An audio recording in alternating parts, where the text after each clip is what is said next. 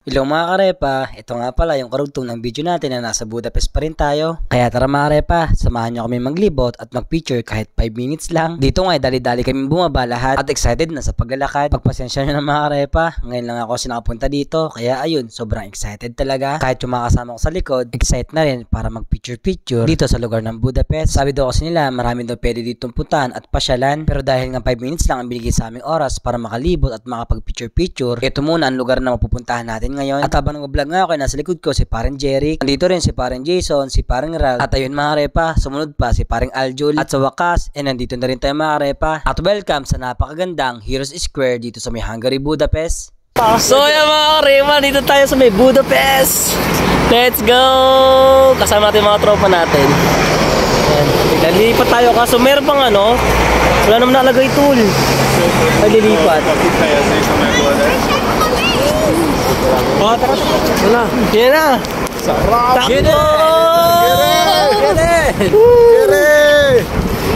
Mga karepa! Budapest! Hello mga karepa, nasa may Budapest na tayo. Sa wakas, nakapunta rin tayo sa Budapest, sa pinakamagandang lugar dito sa Hungary. O yan. Oh. Yeah, tinan nyo naman. Yun no, sa wakas nga mga karepa kanina ay huminto na yung ulan at kaya yun, tuyo na yung mga semento. Itong lugar na to ay talagang pinapasyalan ng napakaraming tao kung saan nga ay pwede mag-picture-picture ang lahat. Tingnan nyo mga karepa mga kasama ko, busy-busy sila. Hirap ng 5 minutes ha. Yan buyat. Grabe mga repa, tuwan-tuwa ako kahit papano nakakalibot tayo. Dahil nga puro tayo trabaho, kailangan din natin maglibot-libot sa mga lugar kung saan na makapag-refresh ang ating mga isip na kahit sa sandali ay makakalimutan natin ang mga problema. O diba mga repa, alam ko ganun din kayo. Kaya sa ating mga kabayan na OFW yung mga Pinoy, tara at laban lang. Kung meron tayong mga problema or na-homesick tayo, itry nyo rin maglibot-libot. At alam ko rin na ginawa na rin to ng mga iba nating mga kababayan, yung mga matatagal na sa ibang bansa, na experience na rin nila yung mga repa. Kaya sa mga bagong mag-a-abroad pa lang, kailangan talaga ihanda nyo na yung sarili nyo. Dahil ako nung una akala ko kayang-kaya ko mga karepa. Nasabi ko hindi ako ma-homesick kasi nag-vlog ako, pero hindi pala. Kuminsan nga ay natutulala ako na parang hindi ko alam kung anong gagawin ko. May halong lungkot na hindi ko talaga may paliwanag. Basta yun na yun. Sama na kayo! Dito na kayo, Winis. Punta dito! Punta tayo!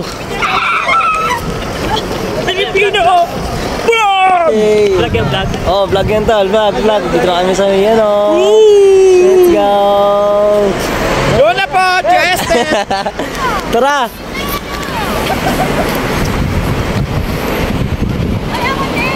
US! Let's go! Kasanam! Kasanam! Nakalipod din tayo mga karepa, 5 minutes lang. Ito paano?